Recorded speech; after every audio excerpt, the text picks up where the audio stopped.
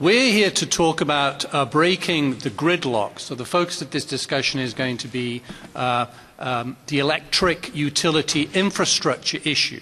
And the premise for our conversation is going to be that a variety of technologies are available to significantly improve our electric infrastructure. And I'm hoping that we'll be able to put our fingers on what the most promising technologies are, but more importantly, what are the barriers to the adoption of those technologies, and how should we prioritize the task of removing those barriers. I'm not going to sort of attempt to impose any kind of structure on this conversation because I'm hoping that we'll be able to have a free-flowing conversation. I've already told the panelists to feel free to respond to each other's comments without waiting for me to manage the traffic. So I'm hoping that we'll be able to range quite widely. And maybe, 20 minutes from the end, we'll have an hour or so altogether, 20 minutes or so from the end, I will look at this device, which should be relaying some questions to me, which I understand, you're probably more familiar with this arrangement than I am since I've only just arrived, that you can ask questions which will be directed to my device here, and I will put some of them to the panel as we come to the end. Well, first of all, let me introduce the members of this panel. On my immediate right, we have Lauren Azar, who is a senior advisor to the Secretary in the Department of Energy. She's a specialist in analyzing the barriers, institutional barriers to developing the national energy infrastructure. To her right is David Mohler, who is Vice President for Emerging Technology at Duke Energy. This is Audrey Zibelman, who is the founder of Viridity Energy. She has deep experience of electricity utility industry through leadership positions both in the private and public sectors.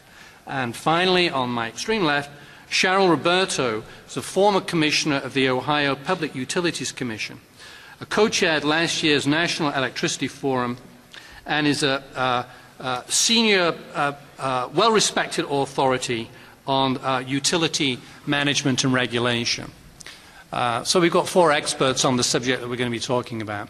To get the ball rolling, I want to put an initial question, see if each of them will respond to it, and that is this. Help us to get a sense of priorities here. Briefly, what is, in your view, in each of your views, what is the most pressing issue so far as implementing technologies to improve the electric delivery system goes? What would be the one thing that you would single out as the critical change that's needed, and why is that one thing, in your view, so important? And let's see if they have different answers to that question. I'll be intrigued. So, David, let's start with you. Okay. Great to be here with you this afternoon. The way I would answer your question is, I think the most important thing to get right is the regulatory and business model strategy and the implementation of the same, so that we can maintain a balance between the interests of the various stakeholders who participate in the grid, all the way from customers who want to know that they're using energy wisely and that they're getting fair value for what they pay, to vendors who are looking for ways to deploy technologies on the grid, to the various stakeholders, including the regulatory bodies and shareholders of the utilities that own the grid. And so I think we've got a lot of work to do in getting that model and that balance right. Okay. I agree, and rather than just stop, let me add a few more to that. I think in addition to the regulatory regime and needed changes for that, as well as changes to the business model and the utilities, there are 2 other things I would put on the table. One are stranded assets. We're going to need to figure out as a society how we're going to be paying for stranded assets, because if indeed we are successful in this creative destruction of the electric industry as we know it, there will be stranded assets, both on the generation side as well as the transmission side. So that's one thing. The second thing is, the best way I can describe it is ill-suited physical infrastructure. So right now the physical infrastructure that was developed based on this paradigm that was created back in the early 1900s. And that infrastructure does not necessarily allow easy plug and play with these new technologies. And the question is, number one, how can we get the infrastructure to allow easy plug and play. And two, who pays for that? Does society as a whole pay for that, or do the new market entrants? Okay, thank you very much.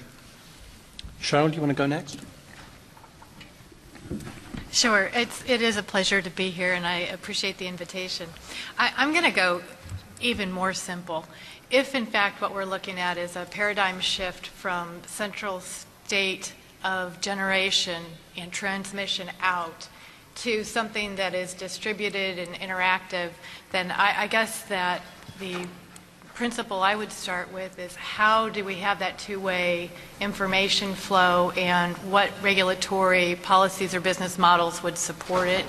I think that's particularly challenging given that not only are we looking at this whole sea change in the way that electricity is going to be delivered to us, but we're also looking at changes in the fuel source. I mean, we're seeing some of the old central plants changing fuel, and that is being taken into account, along with the fact that we have a move to markets in a number of jurisdictions, Ohio being one of those, that also comes into play. So I think a huge part of what we need to figure out probably goes to what Lauren captured as plug and play, but that plug and play is based on the fact that we're going to have a whole new way of thinking of things. It's two-way now, and how do the policies, regulations, and technology support that information flow? Okay, that's great, thank you. I guess that's me. Yeah. Maybe this might be a little easier. I also delighted to be here. I think it's a great opportunity for us actually to start thinking about what the solutions are. So as the last speaker, and maybe to launch some additional thinking, let me go a little bit deeper and also a little bit more specific. So what I see as the critical issues we have to address is significant penetration of renewable energy, solar, wind, storage, electric vehicles, smart buildings, all things that customers are looking at, both for maintain sustainability, maintain reliability, and also reduce their costs. So sort of those are one of the key drivers that we need to embrace. The second issue that I think we need to embrace is the fact that utilities are increasingly feeling like they're disintermediated. They're trying to look at, and especially distribution utilities, what's their role in the future? How do they accomplish that? The third thing I think we have to look at is a changed structure as we look at more and more increases in renewables, particularly wind and things that actually are not compatible with load because there's more wind available at night and loads in the day, is how do we start shifting usage so it's more compatible with the type of resources that we're using to manage the grid. Certainly energy security, the issues at the distribution level of system stability, power factor, all these things as we look to a more digitized economy, as well as, again, having more renewable entities or more electric vehicles and load becoming more dynamic. And lastly, is in a soft economy, recognizing that we're going to be looking at significant increases in investment requirements around generation, transmission, and distribution, and how do we delay or improve those investments. To me, all of these give us a great opportunity to do just as everyone's saying, is rethink it. And I think the rethinking can come in a couple different packets, so I don't think it's a single issue. I think one is that we've learned through the markets that load itself can be an incredibly dynamic resource on the grid, both in terms of peak shaving, but also in terms of economic usage. So it doesn't necessarily have to be thought of as the last resource that we use, but actually even the first resource or integrated it in. So one of the things I think we need to be doing, and I know Paul's in the audience, so I'm borrowing heavily from him, but is really looking at is improving the efficiency of the system itself, incenting utilities to move to a much more efficient network, wherein rather than just simply saying we're going to penalize you for being less reliable, is actually incent them and say if we could move from a 50 or 60% usage factor of your assets to 70, 80 by using load better, that's a benefit to everybody, and so we move to a different mechanism.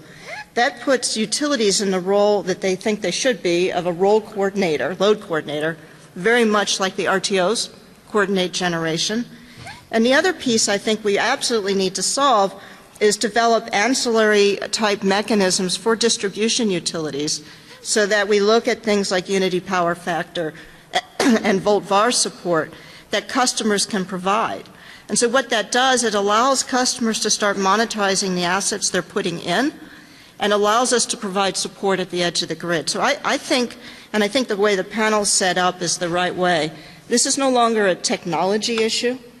This is really trying to understand the universe of issues we have to solve from a regulatory and an incentive standpoint and start getting on with it. That's fascinating. And I'd like to jump in a little bit on some of what you said. I was intrigued that you kind of went for, demand response as a system balancing resource, which I think is very interesting. We're doing a lot of work at Duke today on energy storage and integration of storage and other resources into the system. And one of the things that we've found as we've done that work is that really energy efficient buildings can be a very good energy storage device. You can preheat, you can pre-cool, and then if they're energy efficient enough, you can really count on that as a resource. But what we also found, I think, Audrey, that you were probably talking about system load factor improving. When we look at the best resources for demand response and for really getting the most out of them as, quote, storage, it's the low load factor customers who have the most ability to swing their load. And so that was kind of a counterintuitive finding for us, was that highly energy efficient, low load factor customers really provide the best system resource from a demand response perspective. Please. If I could, I'd like to just note that all of us recognized the stresses that are currently occurring for the public utilities, and the fact that I think each one of us wanted to figure out a way in which the public utilities could stay financially vigorous and at the same time move through this transformation. But I'm looking out at an audience of innovators, and my question, if I were sitting in this audience, is, well, what can I do as an innovator to make sure that that we actually do go through this transformation? And so I'd love it if we could actually speak to that. A couple of my thoughts with regards to that is, to the extent you can partner with the public utilities and help them move through this transformation, it's going to help society overall as a goal. Overall, it's going to help the public utilities, and it's going to help you. And so any market barriers that may be created because somebody's nervous about losing revenue, to the extent you can help show them how to make revenue, that's going to help us all. If you can also show that your technology is low risk, that will help you tremendously. And let me just back up, because I'm a former regulator. I was regulating utilities in Wisconsin. And safe, reliable, and affordable electric service, that is our mantra. That's what we have to protect. So to the extent you can frame your product in all three of those, safe, reliable, and affordable electric service, you will do yourself a favor, and the regulators will be much more likely to adopt your technologies as well. Sure, go ahead. Let me ask. Go. No, you can't have that. Let me just kind of ask a question which I hope flows from that, though it may be one of the naive questions I was advertising at the beginning. If it is, so forgive me for that. But one of the things I'd like to get clear in my own mind is how far this process we're talking about, this sort of process of innovation we're talking about, is driven from the demand side as opposed to the supply side, or does that distinction even make sense? Because a couple of things Audrey said, you mentioned, pressures, as it were, opportunities from the demand side, right? That these are things that people wanted. They wanted these new forms of energy. They want cheaper energy, and they want sustainable energy. The more and more they care about that. So is it coming from the demand side, or is it, as it were, top down through a strategic leadership from the government or from the utilities? I guess the answer is a blend of both, but how do you see that issue? Sure. Well, I'll take a stab at it. I frankly think it's coming from all sides. Okay. I don't think it's any one entity. From Viridity's standpoint, we work largely with commercial and industrial customers. They look at energy as a very high cost. And so anything they can do to manage their energy costs, that's what they're concerned about. Secondarily, we're seeing increasingly, obviously, folks are very concerned about reliability. In the post-Sandy world in the Northeast, you can't ignore it even at the residential level. Right.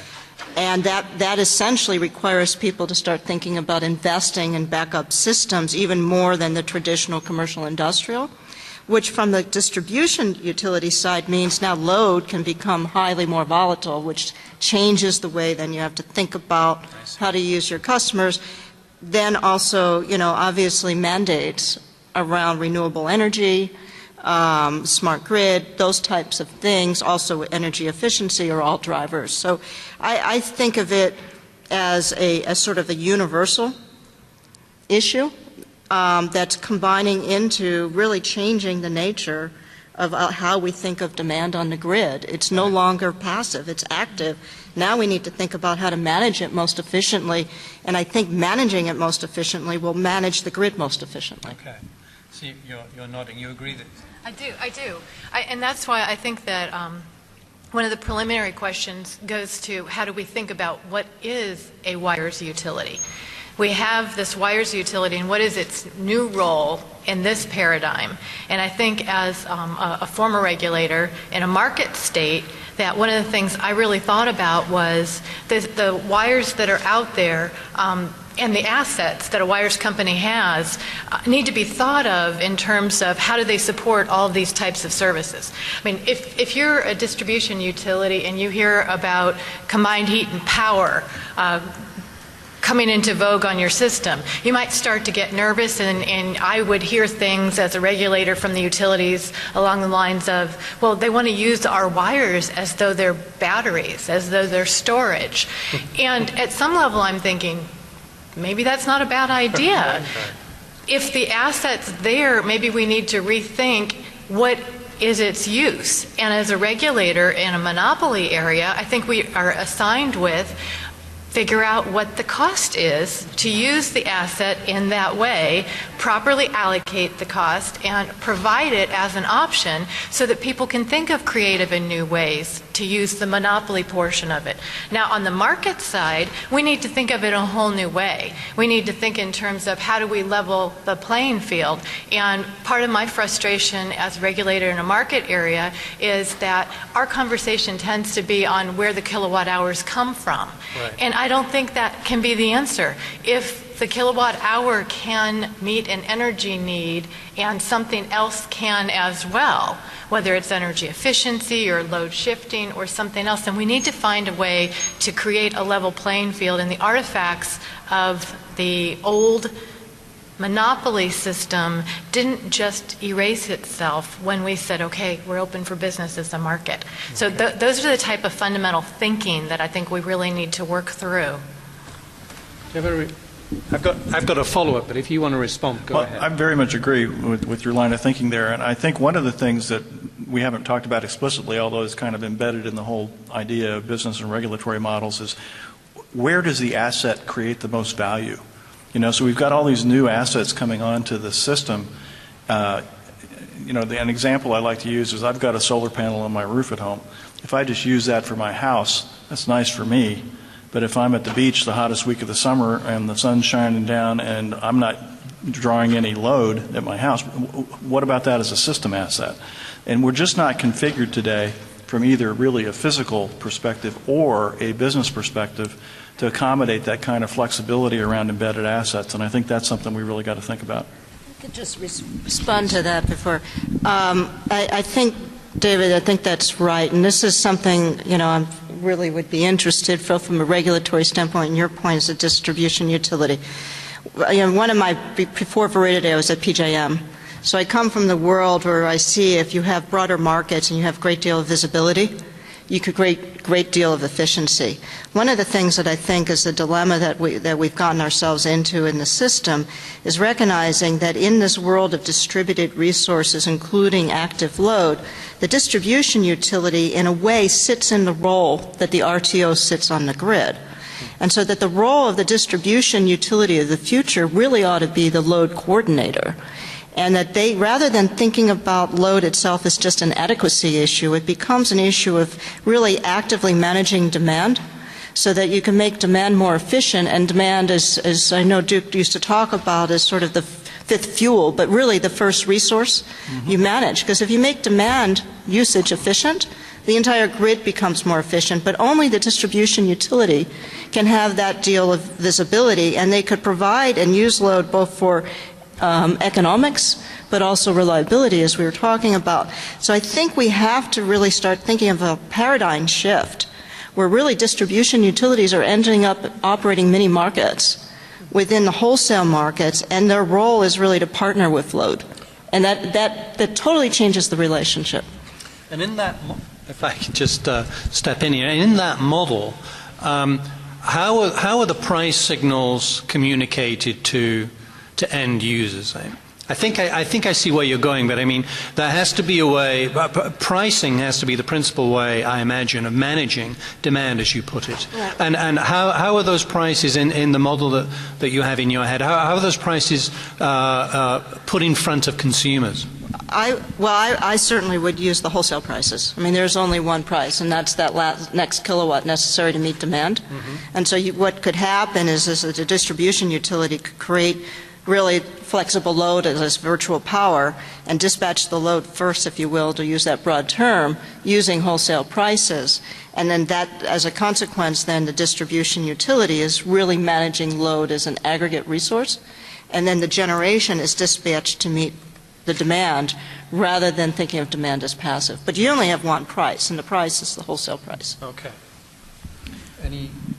I would just like to note, as far as giving the price signal itself, at least in the retail residential customers, they don't want to think about what the price is, so that's going to be completely automated. With regards to industrial and commercial, you may have some folks that are actually interested in a price point, but otherwise it's just got to be automatic. Right. And does that matter at the consumer level? I mean, at the retail consumer level, don't we want those people also to be thinking about, issues such as when they use power, how much they use, and responding to prices in a more discriminating way? I mean, I'm speaking here as a European, and one of the stylized facts, I'm a Brit, as you can probably gather, one of the stylized facts in my mind about the US economy is that it's worked for so long, to all intents and purposes, as though energy were free. Mm-hmm. And that is a very un-European idea. I mean, Europeans are more familiar with smart meters, with off-peak use of electricity, running storage heaters overnight and all that. Shouldn't that be part of the agenda here?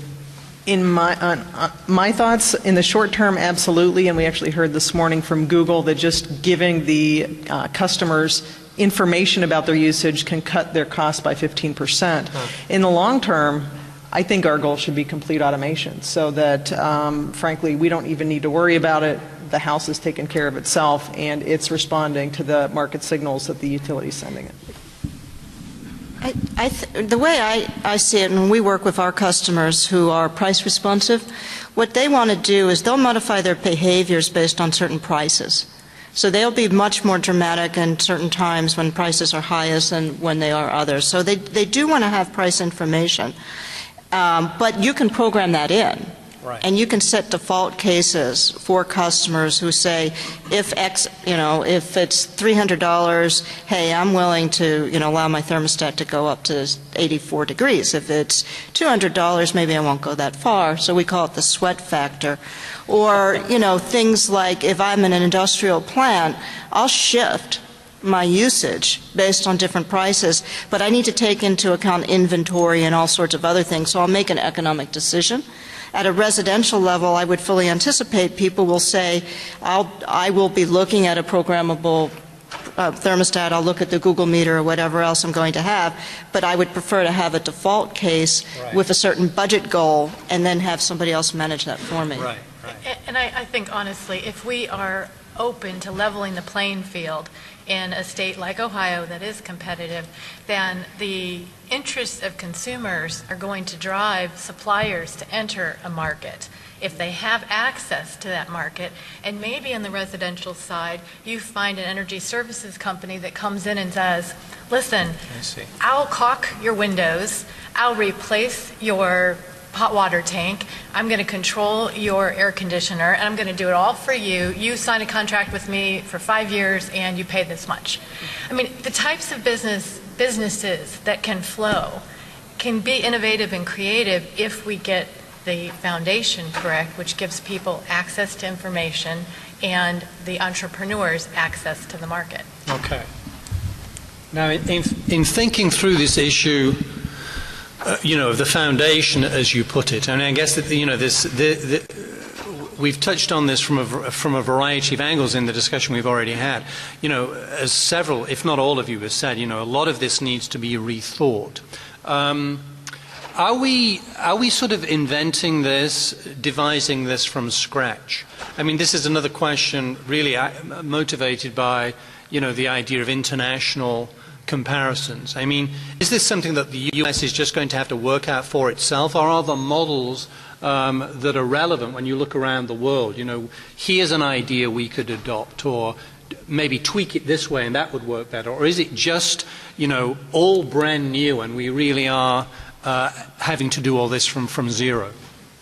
I think certainly innovation in the regulatory framework and business framework would be helpful, but there's certainly models out there that we can use right now. And the telecom industry in the U.S. would be an example of how they're regulated in different areas of the U.S. The way the U.K. regulates their electric industry is an example of incentive rates. So there's a lot of different ways in which to do it. I don't think we need to do this from whole cloth, but what we do need to do is get buy-in from the stakeholders as far as the transformation goes. So we're not quite there yet, and I think that the impetus to actually move into it is one barrier, and secondly, the resources of the public service commissions are a second barrier. They just don't have the resources to actually get down and do the work and how to change their regulations. Okay. I think the other thing we have to think about in this country is that just the fact of the matter is that we have 52 regulators. So yeah, at least. Not counting the RTOs. Right, not counting the RTOs. Right.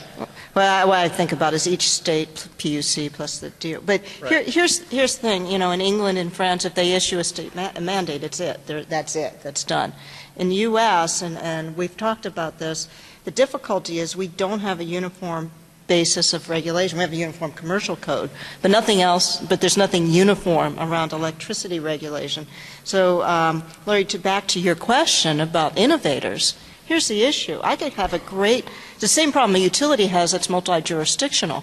I can have a great program I can sell in New Jersey or Pennsylvania, and it could be really wonderful and help customers, but I can't get it into a bunch of different states because they're not open access. Or you have to work with each utility. The other piece that I think we have to address is that utilities are risk adverse by design, by nature, and really realistically have to be because of there is no room for a mistake when you have a real-time product. So if you're a small company wanting to work with a utility, their first question is going to be, are you going to be around next year, in 2 years, in 10 years? And the other thing is, if I buy your system and it doesn't work, there's a lot of people who are going to second guess me. Now, if I work with a GE or an IBM or somebody like that, it may not be as good, but nobody's going to wonder why I went with them. And so I think we have to address both the fact that for small companies, it's difficult to work with utilities. And then secondarily, because of the patience issue. And I don't mean that uniformly, Dave. I know that you guys have a lot of pilot programs going. I don't mean that uniformly against any utility, but to really do a programmatic way. And secondarily, if you have 50 states and you have to go to each state, or so many different flavors, very difficult to get innovation to occur. Well, that's a little discouraging. I mean, well, it is, but it's fun too.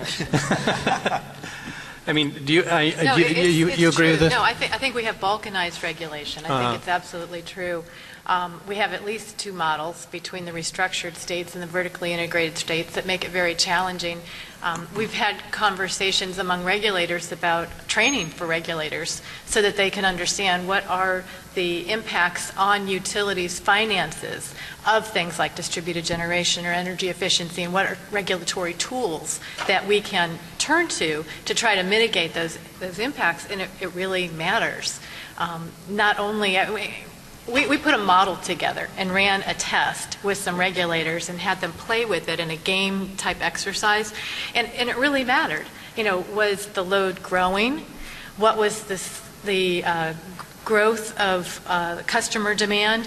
What was the source of the fuel? What was their existing business model? I mean, the parts are so myriad and moving that it's very challenging to find an answer.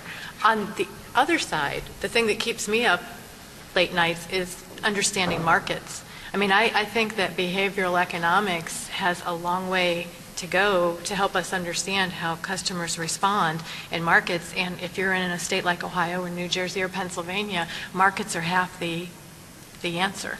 Okay. And I don't know that we understand them or can design them with appropriate access to all these new innovations. Okay. So I'm not discouraged at all. We can do this, and we need to do it. I think that a couple things. Number one, the transformation that we are seeing, I think some folks don't believe it's happening, and therefore they don't necessarily see the need to change regulations, which just like utilities that are risk adverse, I can tell you regulators are also risk adverse. And so you need to really see a need in order to take action, because these statutes have been around for, 100 years. So that's number one, is actually seeing the need. Number two, I do believe politics is involved in this, because some of this transformation is seen favorably by one side of the aisle and not so favorably necessarily on the other side of the aisle.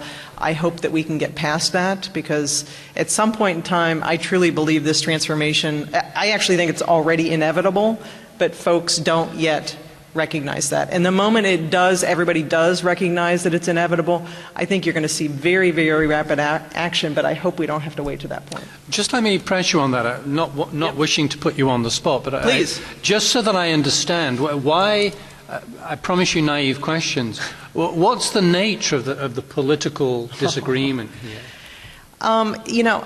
Why is this even a political issue, I suppose, is what I'm asking. A couple things. Unfortunately, I can answer it through a variety of lenses. Unfortunately, a lot of people see this as an attack on the public utilities, and it is not. In fact, I think what we need to do is help the public utilities move into a new space so that they can make profits off of this. But also, ultimately, the end point, many people think, if we do get storage, is that we're going to have distributed generation and storage, and ultimately that is seen as very much a green kind of world, and so that's where the political spectrum starts kicking in. Okay.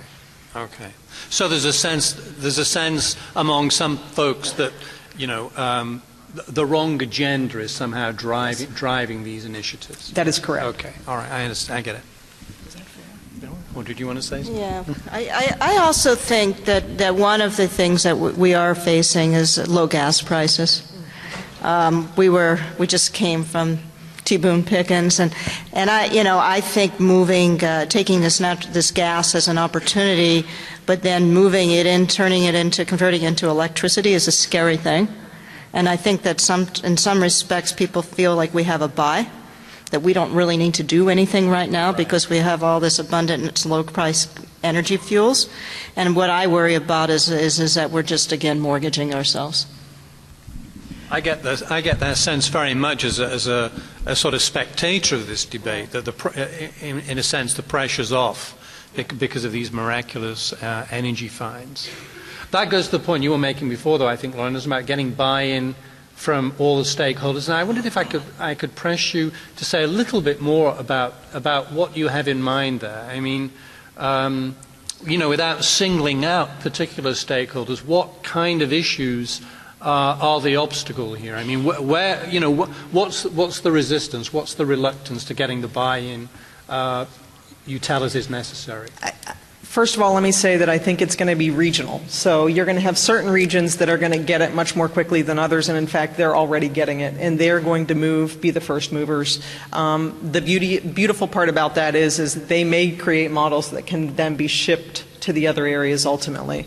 So the first areas that are getting it are the ones that already frankly, PV is already cost comparable. So everybody's beginning to move there because they see it as inevitable in those areas. Other areas are, like my home state of Wisconsin, I can tell you PV is not cost comparable there.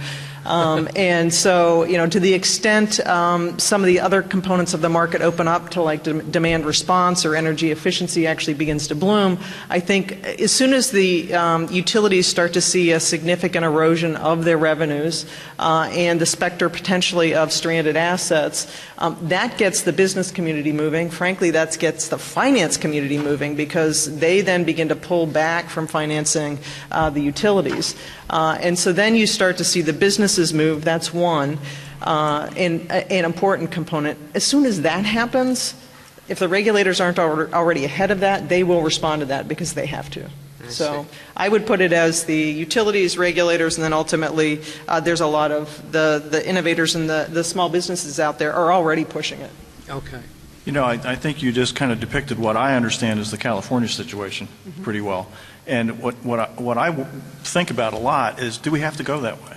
Is there a way where you can really figure out how to balance stakeholder interest better than I think they've managed to do in California? I go back to where is the point of value creation and how do you manage that point? Those points, there are going to be multiple points. How do you really manage those points of value creation to get the most value out of the system? I don't think that I don't see a solution to that yet out there, although we're working on it real hard. I've got a few questions here from the audience. They're actually very good questions. They make me embarrassed because they're better than mine. I just want to go through some of these. I guess we've touched on the first, but I want to give people an opportunity to say something in addition if they have anything to add. Considering the many different regulatory frameworks in the U.S., is a true national movement towards a smarter grid possible? That's what you've been saying. It's possible, but difficult, right? Problematic. Well, when I hear from a national perspective, I hear some sort of national regulation or national statute, so a change in federal law. I think FERC has already been doing a good job moving where they can and will probably continue to do so, but ultimately their jurisdiction is relatively limited in the distribution area. Your guess is as good as mine as to whether or not this Congress is going to come up with a national energy policy. I know where I would put my bets. All right. Cheryl, what's your take on that? I'm not sure that a national grid type approach has to be legislative. That if customers say, this is the type of responsiveness that we need, then I think the grid will be responsive. What we have is sort of entrenched ways of doing things, and I think the change will happen in fits and starts as pressure points arise on the grid. To the extent we don't have a carbon policy or we don't have expensive gas, if we don't have a need to make things cheaper, then I don't think there will be so much pressure to make the grid smarter. But as soon as that turns around, and it will. As it will. There'll be new pressures to do it.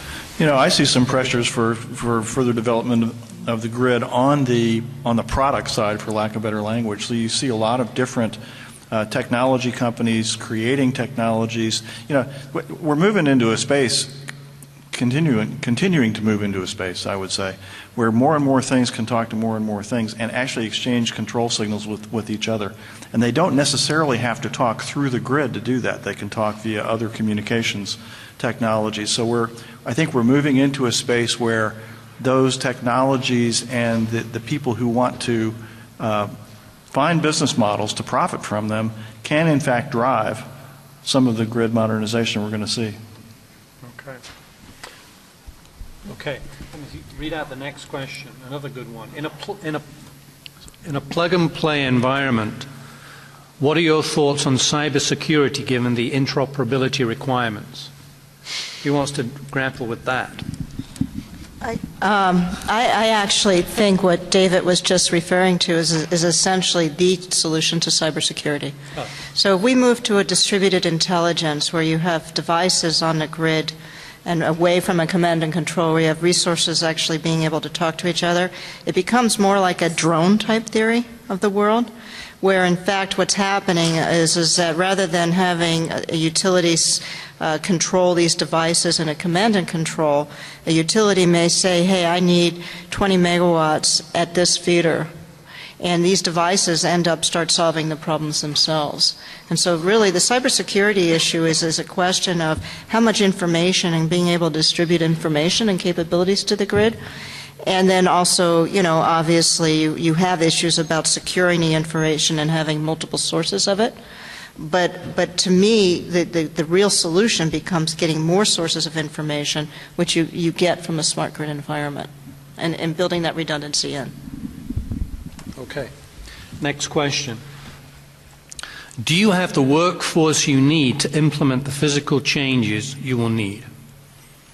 David, that might be for you. Okay. To implement the physical change, I think the answer is yes.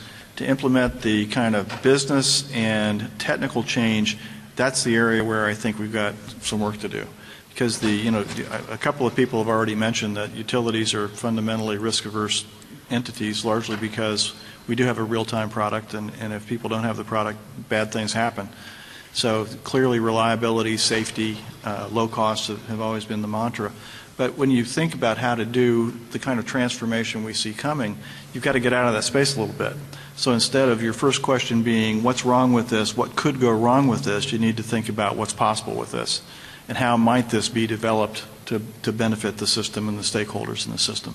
So I think that's an issue. But the other issue I see, frankly, is we're moving increasingly from depending on physical resources to run the business to depending on communications technologies and, frankly, algorithms, processing techniques, modeling capabilities, all those kinds of things that we have some of in our existing utility workforce. But I think we need to turn a little bit of a corner in those areas. And have you started? I mean, is this a work in progress? Or is it something that you see coming down the road? Or is Duke recruiting different kinds of people already? To some extent, but I'm always impatient. So in my view, we need to do it a lot quicker. That's simple. Okay. Let me fold in this next question because that actually relates to the answer you just gave, David. Do you feel that the current state of telecommunication technologies is presenting a market barrier to innovation in power systems? I actually see it as a stimulant. You do? Oh. So I think the telecommunications technologies are out there, they're robust, God, I forget the numbers, but there are at least billions, if not hundreds of billions of dollars per year that are poured into developing communications technologies. In fact, our whole grid architecture is really based on an early fear we had that if we embedded the communications platform in a device, like a meter on the side of a building, it would be outdated so quickly that we would be stranding assets right off the get-go. So I really think it's a stimulator rather than an inhibitor. Okay. Cheryl, what's your take on that? Because you mentioned this sort of intense two-way flow of information right at the beginning as an issue, as something we're going to have to get grapple with. I won't pretend to feel any level of confidence on cybersecurity or communications, but I would point to the model of the Internet and the fact that once standards are established, then others can come to play the game. Okay. And get involved. And I think that's an interesting model, and I would be most curious about pursuing standardization as opposed to having individual devices developed and deployed by every single utility. And the other piece I want to throw in is we've been speaking as though the answer is utility-centric, and I think that's a mistake when we're talking about a decentralized grid. That can't be the only solution, and I think we have to have a way to accommodate decentralized actors along with the traditional incumbent utilities. But the telecoms technologies are there, you think, or they are emerging, which will be sufficient to the task? All I can say as a layperson is they seem to be working okay when I want to use my telephone, when I want to use online banking, when I want to go shopping on Amazon. I mean, as I use communications in every other area, they seem to be working okay. Yeah. I just want to comment on your perspective that we've been a little utility-centric, and I would just maybe like to modify the wording a little bit. The way I think about it isn't so much utility-centric as it is network-centric. So when I think about Audrey's comments about the distribution company, the wires company of the future needing to respond in a new way, and when I struggle with, well, where are the value levers going to be and how do we optimize that value, somebody's got to figure out how the network works to optimize that value and to create the kinds of effects we want out of the network as it takes on these new features. Maybe that is the distribution company, maybe it's not, but it's a network view. Interesting. I think that the difference in the model is this, is that if you assume that there's a network and there needs to be a network operator because the network, it is a machine and it has to operate most efficiently, that doesn't necessarily mean that the utility owns everything. It just simply means that everything has to be coordinated for one view, and the view is around an efficient system. And in that sense, there has to be just a single network operator, just like the RTO operates the transmission grid. The distribution utility needs to make sure everything remains reliable. But in terms of the customer relationship, doing the sort of things such as the windows, or I'm going to finance your solar, or I'm going to finance your storage, or I'm going to help you create a much more efficient campus or microgrid, all those can be third parties. And so what we're really saying is load becomes more dynamic and more active. We're moving to a more distributed system, but those distributed resources are operating in concert with the distribution utility to ensure that economics and reliability are occurring on a simultaneous basis, much like we operate the grid. Okay.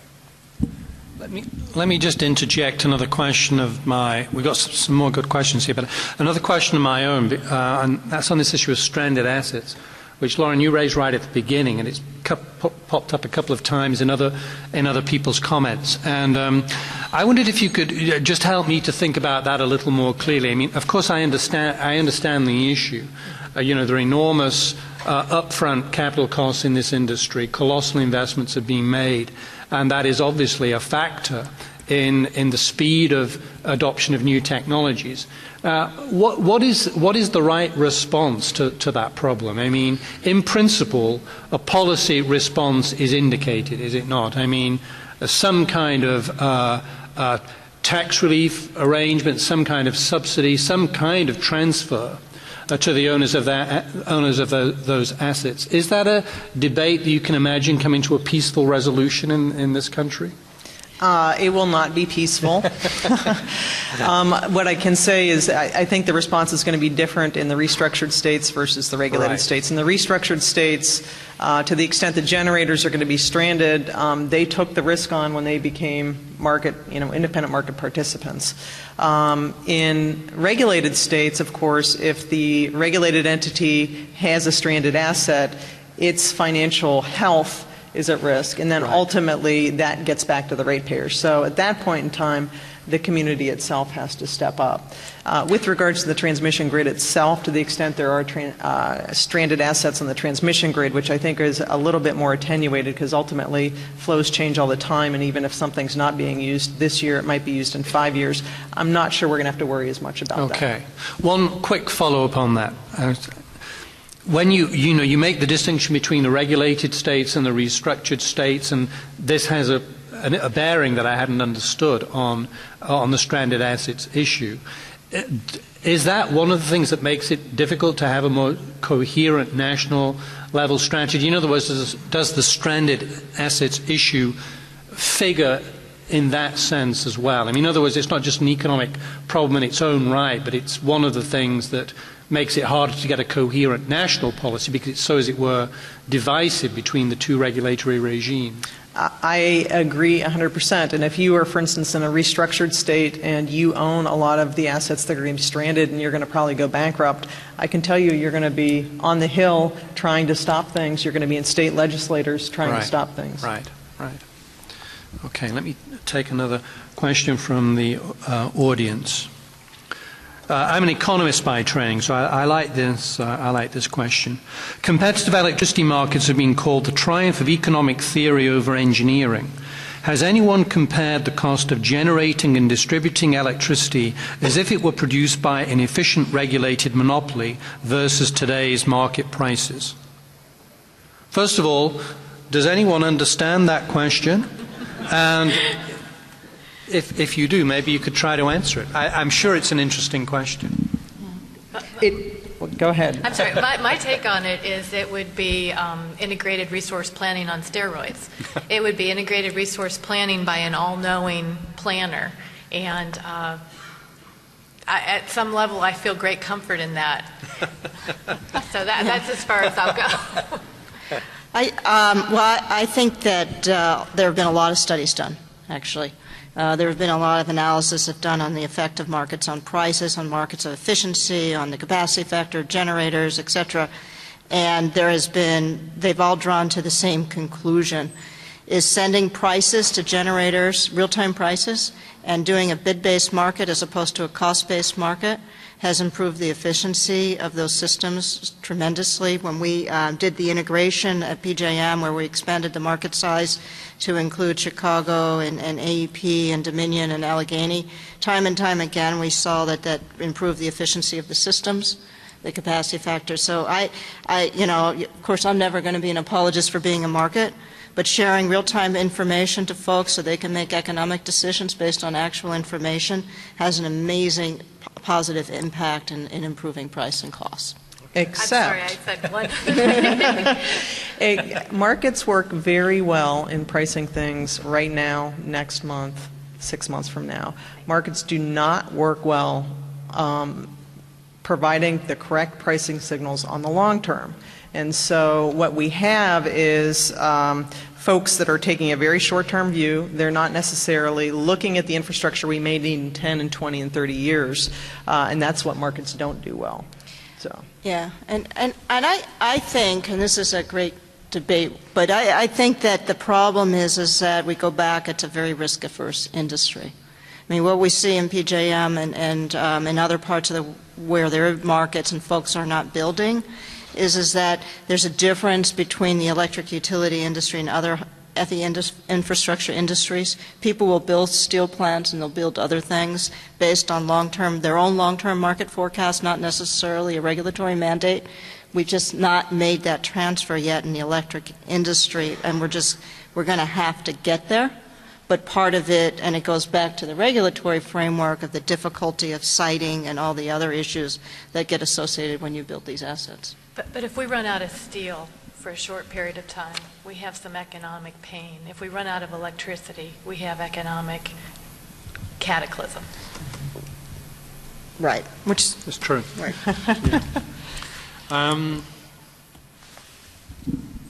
We talk about the grid as needing more flexibility. If it doesn't become more flexible, what will break first? If we only fix what breaks, what opportunities will we miss? Any thoughts? It's almost like an agenda for another whole other session. Want to read that one again? We talk about the grid as needing more flexibility. If it doesn't become more flexible, what will break first? If we only fix what breaks, what opportunities will we miss? First, can we come to an agreement on what a flexible grid means? And then maybe we can answer the question. I define flexible grid as one that is able to accommodate the new transformational technologies easily. And so I am not sure if you have an inflexible grid, the question is, are you going to allow the technologies on that actually might break the grid, or are you going to keep those technologies off? And I suspect, given the risk adverseness, to the extent we see the grid as threatened, there's going to be now market or physical barriers that are going to prevent that. Yeah. Do you have anything to add? No. That sounds right.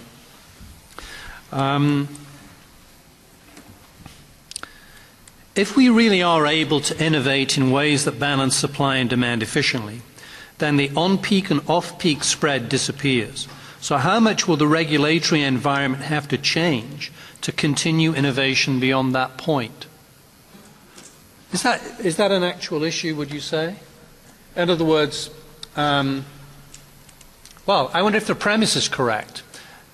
The peak and off-peak spread wouldn't disappear, would it, in this scenario?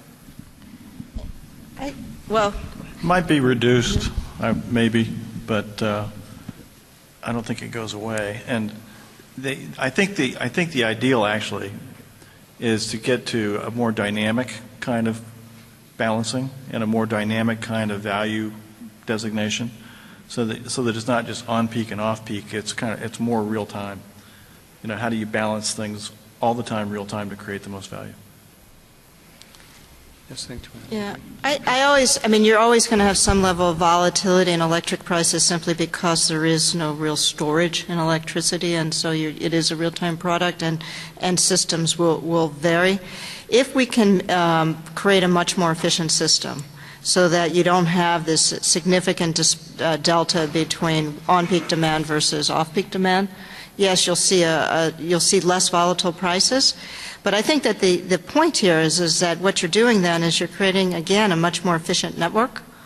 And the way you address that is you incent the folks who are building the network to drive it to more efficiency. So that that's where I know on the federal level we've given incentive rates to transmission utilities to help remove economic constraints. Why wouldn't we look at the same for distribution utilities, and then and also provide other types of mechanisms to compensate for the value that folks are providing, whether it's an ancillary service or an economic gain. So I don't think you ever fix the problem. You reward people for the behaviors you want to do, which is to create greater efficiency through the system. So since we're well into the session and I see the sign that says there's not much time left, and therefore I can't really, disrupt the entire panel, I'm going to throw this out there now. What if cents per kilowatt hour isn't the right value metric for the business? I think that's some of what you were saying. Right. Yes. So what if you're balancing real time, but you're not balancing real time around lowest cents per kilowatt hour? You're balancing around either a basket of parameters or other parameters. Right, exactly. I've got a final question. I mean, there isn't time for a careful answer to this, but I just wanted to get a sense of, how optimistic and pessimistic you all are about how the issues we're discussing are going to be resolved. And I'll put it this way. Looking ahead, not a ridiculous distance ahead, not science fiction, but, 5 years from now, 10 years from now, how different will this system, this landscape we've been describing look? Will it be changed out of recognition, or will we have made some improvements at the margin, let's hope? Where on that spectrum do you think we're likely to be? And maybe I could ask each of you just to give us 30 seconds on that. David. Oh, I was waiting for you. I was just going to say okay to whatever you said. No, I do think we'll see change. I think it will be slow in coming as we look forward into it. I think it'll look like it happened real quick after the fact. So I think there are a bunch of little things that are going to kind of nibble the current model around the edges until it changes. Okay. And I would say the tipping point's probably within a decade. All right. But for the moment, step by little step, you think? Yes. All right. So natural gas is going to give us a little bit of time to do it. I do think the folks in this room actually can play a huge role in speeding it up, because if you invent inexpensive, low-risk technologies that are going to advance this, they're going to be adopted much more quickly. So I'm very bullish on that if these guys do their job. Secondly, I do think that ultimately it's going to be step by step, but at some point in time, once it becomes the transformation becomes inevitable, it's going to happen really fast. Happen in a rush. Yeah, that sounds very plausible to me. Cheryl, what's your take on this? In the absence of a national energy policy, I think it's modest and incremental. Okay. Audrey? I agree with Lori on it. I think that we're seeing that in certain regions of the country, such as California, what's happening in the Northwest, what's now happening in the Mid-Atlantic states, there's movement and there's going to be an adoption. And then at some point in the next decade, we will look at some sort of tipping point. The other thing that we haven't spent a lot of time on is things are moving very quickly in Europe, and models are being created as well as in other parts of the world. I think that in itself is going to also create some momentum in the U.S. Okay, I think that's somewhere between cautious optimism and very cautious optimism. Thank you all for your questions. I'm sorry I couldn't get to all of them, but they were great, and I appreciate it very much. Please join me in thanking the members of the panel.